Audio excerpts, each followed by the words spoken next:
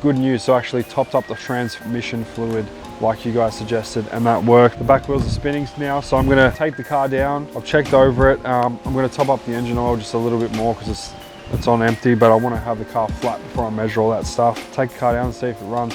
I tried to stop the back wheels with the brake. Looks like maybe the rear brakes have been disconnected. Possibly this car was used as a burnout thing, I don't know. A little bit of spray, but let's get this thing down.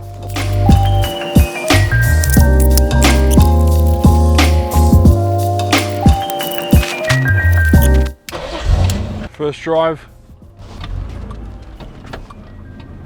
No power steering at all.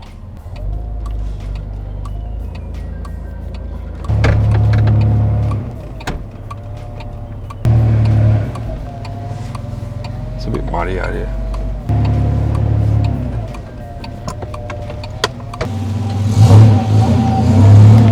It's too loud, eh?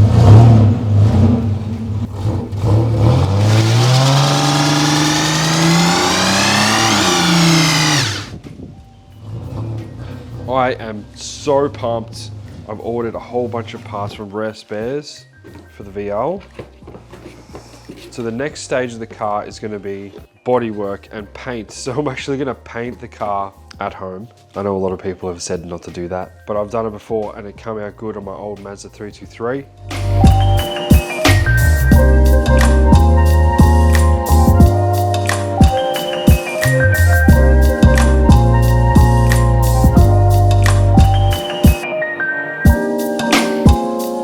We have a new coolant reservoir overflow windscreen washer bottle because our other one is broken, so that's good. We also have brand new non-genuine tail lights. Our current tail lights have moisture in them. I don't think they're cracked, but you can definitely see a bit of moss growing in there. And for what these are worth, also comes with a new gasket. So we've got a pair of those. I'm not going to show you guys the other one. Two of those. We have brand new indicator lenses. I think these were 20 or 30 bucks each. Why not? So there's a pair of those. I also got this is actually the sticker that goes on the back window from factory. Oh look, it's going to pull out of there. There it is. So I don't know if you guys know that sticker there, Australia's driving future. Need to put that back in there so it does not get ruined. Excuse me, I've got hay fever or a cold or something. I don't know what it is. Gonna bend it. There we go. It's nice how they put it in a bit of cardboard like that so it doesn't get ruined. I also have, which I haven't opened. Oh, have I? No. Haven't opened this. So this is one of the rear bumper plastics that I'm missing. I was thinking about going to a wrecker or finding a car that was wrecking one, but then I'm thinking it'll probably have imperfections and whatever. So this is I think the rear right-hand side. Oh, well, look at that, it's already painted. So this is the rear right-hand side bumper plastic, which looks like it's silver. Ours needs to be the MX gray color. So that's gonna help make the back look more complete. Pop that back in the box, being very gentle with it. Also got a pair of non-genuine headlights. Nice and clean and fresh. That with a new paint job is going to look insane. Obviously we'll keep the original genuine tail headlights and stuff and see if we can clean them up, but they've got like chips and cracks and like pitting and stuff. So we've got two headlights, right and left hand side. I also bought, which is one thing the car's missing, a brand new ignition barrel set with two front door keys. So it gives me pretty much the ignition barrel, which the car does not have at all. Two keys, and I think there's two front door locks and a boot lock with you know, washers and whatever it needs. So that's gonna help out a lot to get, you know, the key working and everything. And I also bought a badge kit. So we've got the original Holden badge. I'm pretty sure this goes on the back of the car. That goes on the back left hand side. We've got the electronic injection. I'm holding it over my face so the focus picks it up. Electronic injection badges that go, I believe, on the sides of the car. We've got our SL badge. We've got another electronic ignition badge, injection, sorry. We have our Commodore badge, which I'm pretty sure that goes in the center of the tail lights in the middle at the back. So our current car at the moment has no badges at all. I do like the look of the car debadged. I think it looks nice and clean, but I'm thinking when we actually turbo the car, that's when I'll put the badges on.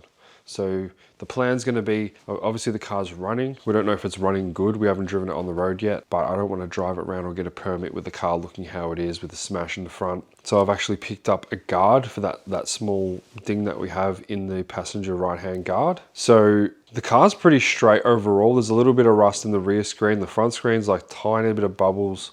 Going to get the glass taken out and fix all that. And so the plan's going to be to rub the whole car back, get it in primer, fix any little imperfections and dents and whatever that we need to. There's a couple of little things, and give that thing a respray in the original color. So I'm going to do it in sections to minimize overspray. So what I did with my last car, which worked perfectly, is I did the roof and the bonnet in one hit, and then on another day after the other thing dried, I masked that off, and then I did the sides of the car. So I think doing the roof and then doing the sides, it creates a lot of overspray, which makes the finish not as good. And one thing that I also did, which helps my home paint job, is rubbing back, cutting and buffing the clear coat to make it perfect. So if I get any dust in it, if I get any bugs or whatever, that can help with that. So we've got the Holden badge. That's the one for the front of the car that goes in the middle of the front headlights. And then for when we put the turbo on, we have our turbo badge. And that is all, guys. That is all the parts we got, which I think is quite a bit. I've heard from people before that they don't like the finish on these rare spare badges. Like, I'm not trying to, like I said before, I'm not building a show car VL. I just basically want this thing to be clean enough to pass a roadworthy and to look nice and neat on the road. Obviously, we've got to go through the whole car, possibly rebuild the steering system, suspension, brakes, the diff, make sure all that stuff's good. I'm even thinking about retarring or underbody deadening the hole underneath of the car, because at the moment it's looking a bit surface rusted and it doesn't look neat. It's not going to suit what we're going to do with the outside. So I think there's at least a week's work underneath the car to get that looking fresh, so it can suit the rest of the car.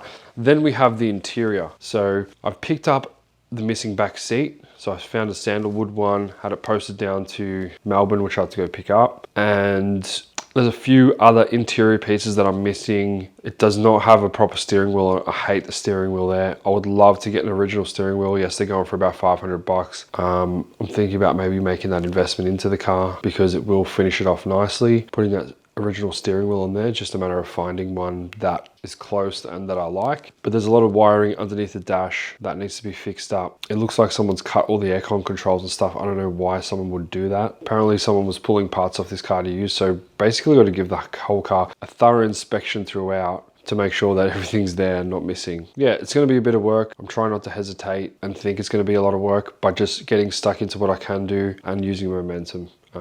I think a lot of things don't take a long time to do, but it takes us a long time to do those things. And life is a bit like that. You know, you think it's going to take you so much work to work on your car, but really it's the time in between where you stop and you rest and you have a meal or a snack, or you just sit there and watch TV. That's the time that you could be working on your projects and getting them done.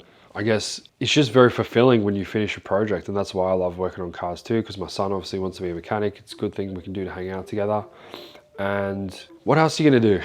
I don't really want to pay someone else to do it, because you know, you can pour easy 50 grand into that car and having to tow it all around to different shops and stuff. I'm by no means a professional in automotive at all. I'm a photographer and videographer for my job, and this car thing is just a hobby for me. So I hope I'm inspiring you guys to work on your projects. That's part of my motivation of making these videos. Bloody hay fever.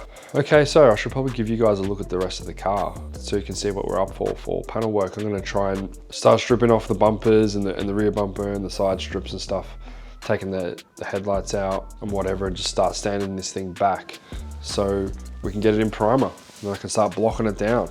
So this is what she's looking like at the moment. I know I've already showed you guys around the car in the first video, but I'll show you guys again. So this little plastic strip here is broken. We found the other piece. I'm going to try and glue that. If we can't glue it, we'll get a new one. This half of this middle section of the bar looks like it's been replaced. It hasn't been painted. So obviously this is the gray that we're going to go with for the bars, the MX grey.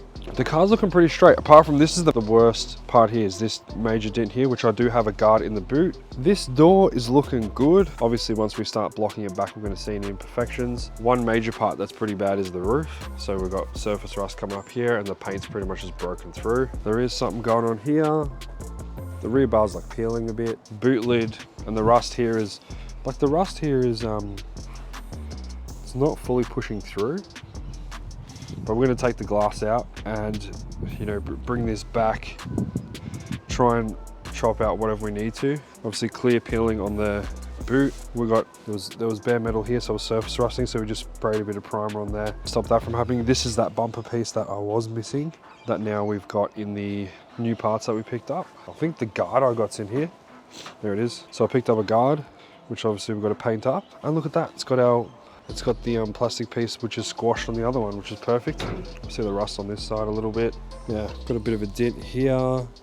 This side of the car is pretty good, like as far as I can tell. I think this car's definitely been painted before. It's got a bit of a dent here, which we can fix up. And the front screen, a little bit of rust bubbling, but it's not anything crazy major. And obviously the roof. So that's where we're at. See you guys in the next part when we start pulling this thing, pulling the bumpers off and stripping it down.